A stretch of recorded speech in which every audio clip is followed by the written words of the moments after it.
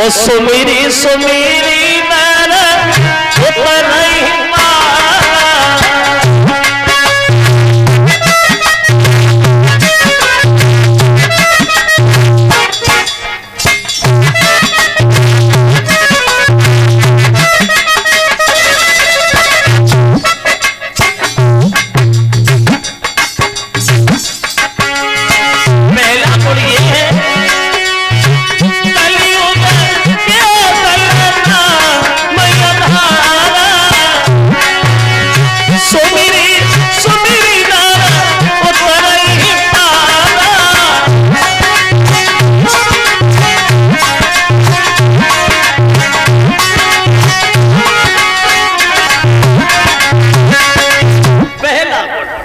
कि कलयुग केवल नाम आधारा और सुमिर सुमिर नर उतरे पारा।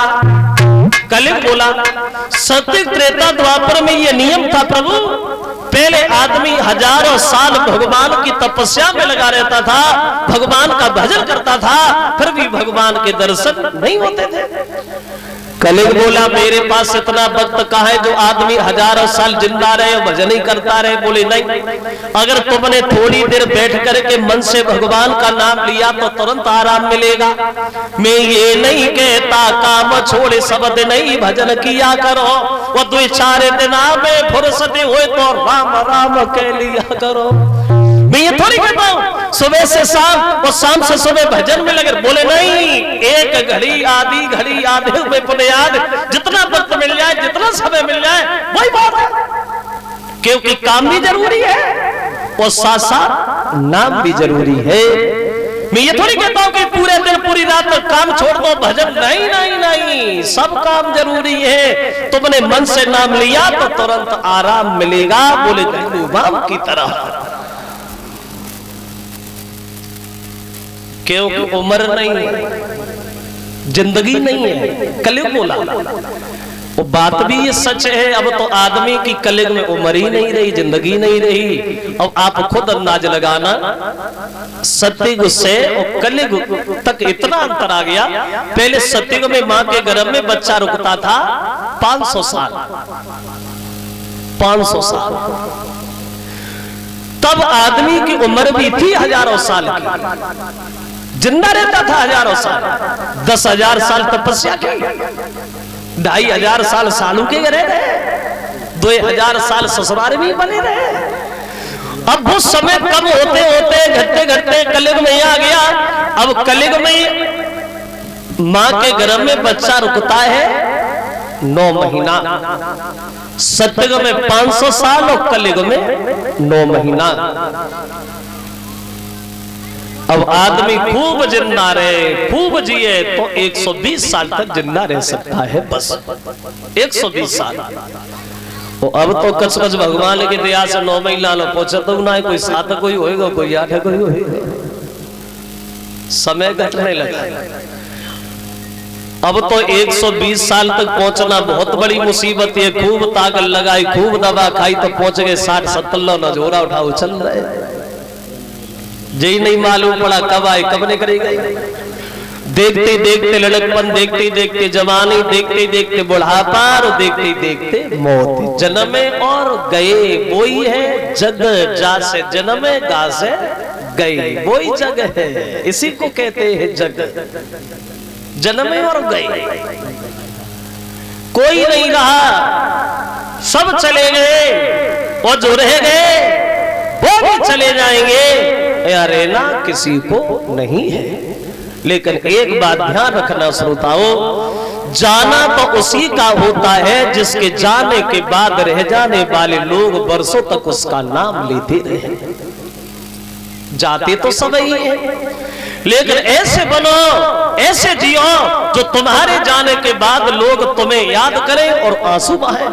वो ऐसे बन के न जियो जो तुम्हारे जाने के बाद लोग तुम्हें भूल जाएं और तुम्हें गालियां दे।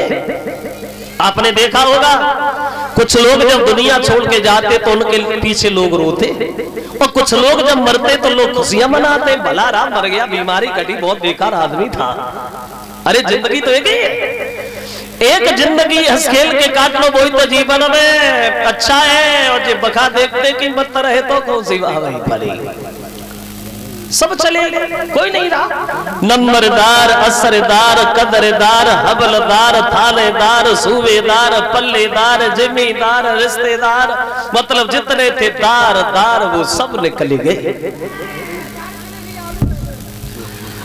और जो रह गए वो भी चले जाएंगे, या रहना किसी को नहीं है। देखिए एक कवि कहता है, जिंदगी देखो आदमी की क्या जीवन है, पूरी जिंदगी हो जाती आदमी को बेईमानी करते कमाते कमाते, लेके जाता है तो क्या मिलता है?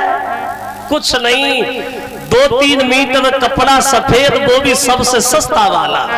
देखो देखिए कि ओढ़ाई के ओढ़निया, के ओढ़ाई के ओढ़निया, वो दुल्हनिया बनाई नहीं, चलती मेरा कफनिया ओढ़ाई नहीं, चलती मेरा ओढ़ाई नहीं।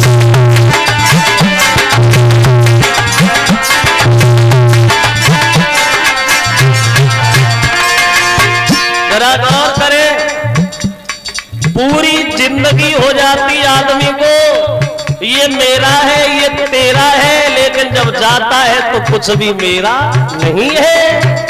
कभी देखा हो आपने, आदमी जब तक जिंदा है तब तक तो सब रिश्ता है, और मर जाए तब? कभी आपने देखा होगा, बाहर के लोग तो बाद में कहते हैं, घर के लोग पहले कहते हैं जल्दी इन्हें उठाओ जराओ, लोग परेशान हो रहे हैं। लगाइए अल्लाह, देखो जिंदगी दुल्हन के दुल्हनिया, दुल्हनिया बनाई नहीं, चलती मेरा कफनिया उठाई नहीं, चलती मेरा कफनिया नहीं।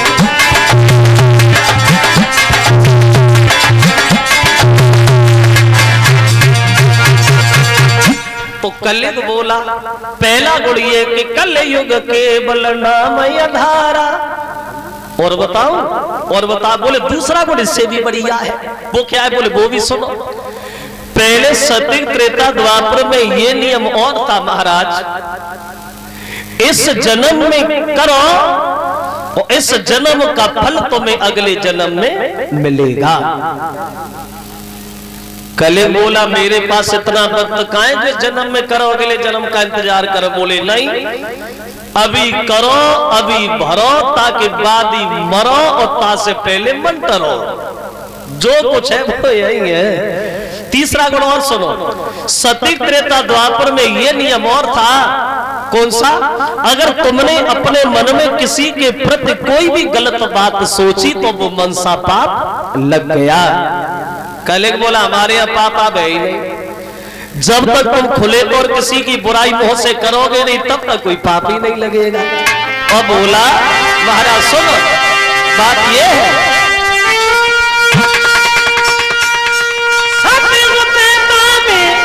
सोच लिया तो मनसा पाप बहाता है, लेकिन मेरे यकीन बिना कोई पाप नजर नहीं आता।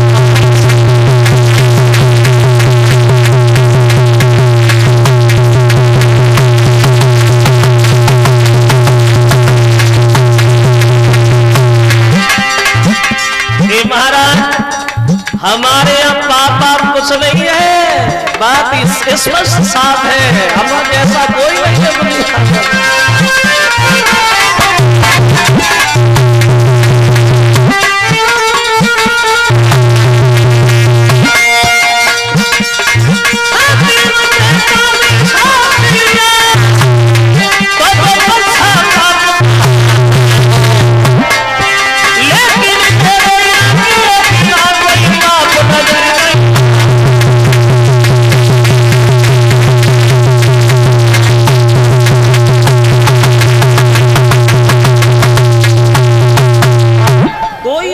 नहीं है, कोई अपराध नहीं है, जब तक तुम कुछ कहोगे नहीं तब तक कोई पाप लगेगा।